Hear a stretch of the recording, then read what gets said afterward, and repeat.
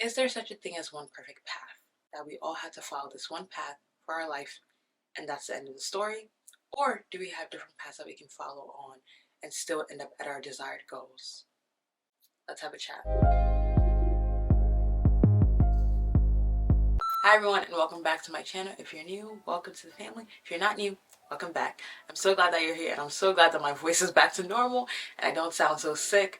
That cold or whatever that was, I still have a little bit of sniffle every now and then, but we thank God I'm doing a lot better. Before we go any further, make sure you subscribe and you hit that notification bell so you don't miss out when I upload videos every single Wednesday. Also, before we jump right in, let me know how you guys are doing. I feel like we're officially in Q3 now. Was it March last time I uploaded?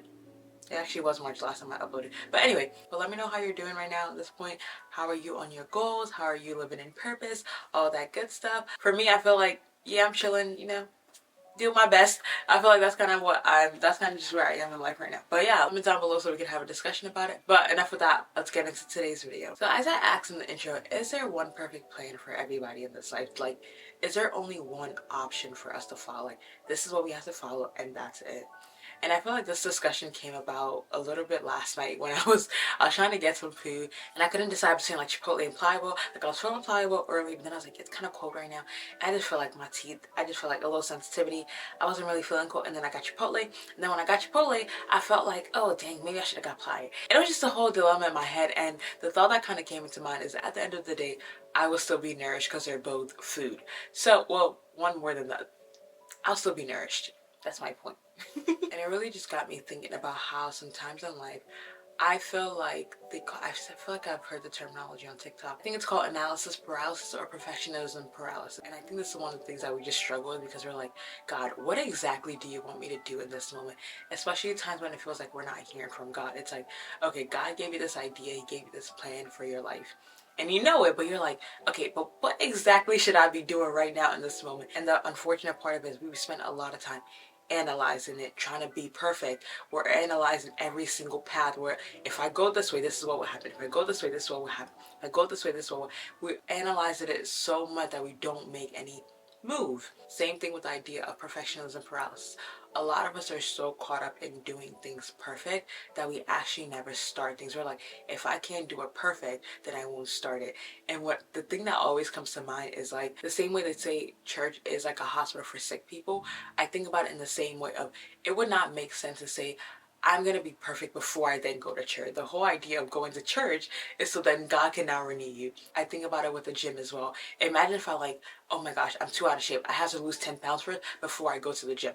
I have to go to the gym and then I will lose the 10 pounds. That's the whole idea behind perfectionism paralysis, where you're so paralyzed because you're like, I have to do it perfectly. I'm saying this now. I probably said it before and I definitely will say it again, but you just have to start. I can't emphasize the importance of you have to let go of perfectionism.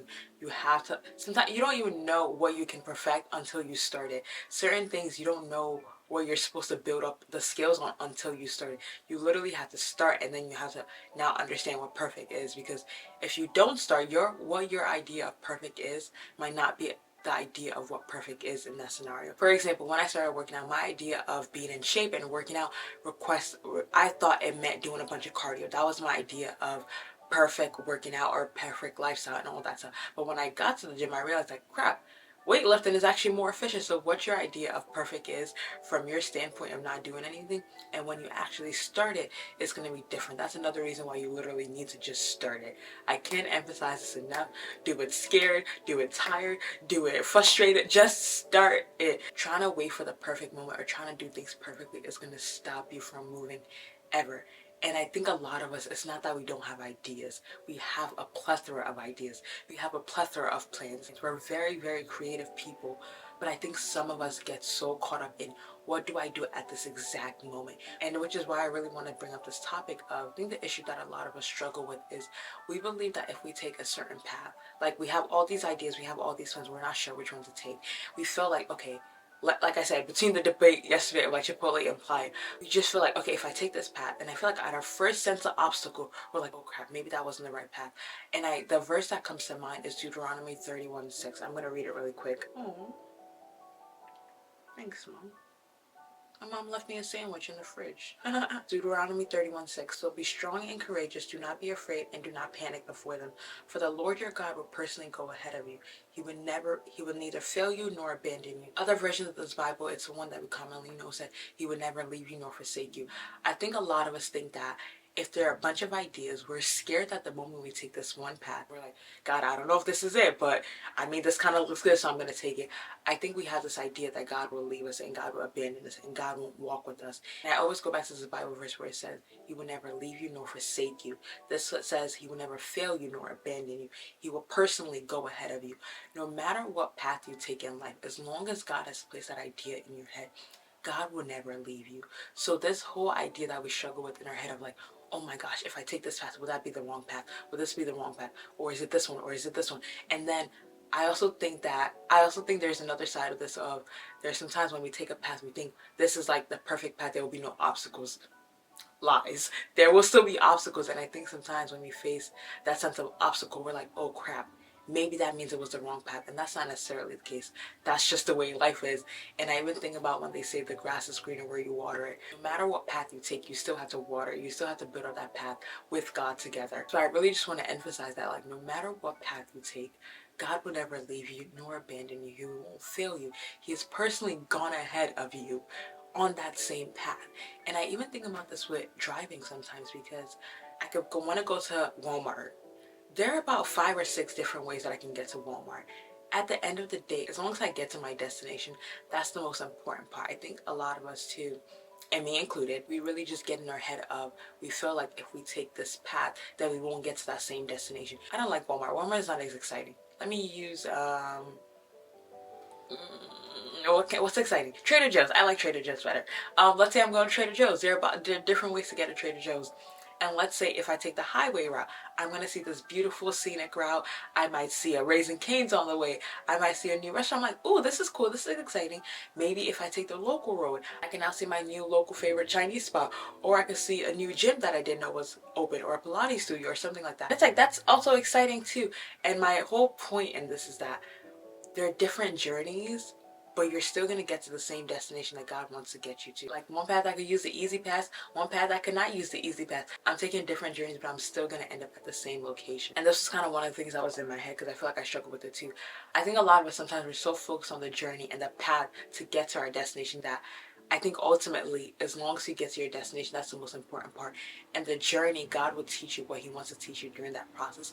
But like, there's no one perfect journey. And I think one of the things that I kind of struggled with a little bit was, let's say God has like 3 different paths in front of me. I'm like, I could take this path, I could take this path, I could take this path.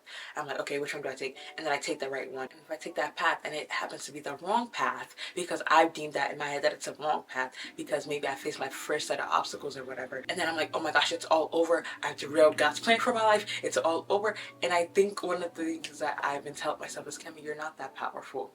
I'm not that powerful. Like, yes, the power of God dwells in me and all that stuff. But me as Kemi, I am not that powerful to derail the plan that God has for my life. So that's enough. Shut up!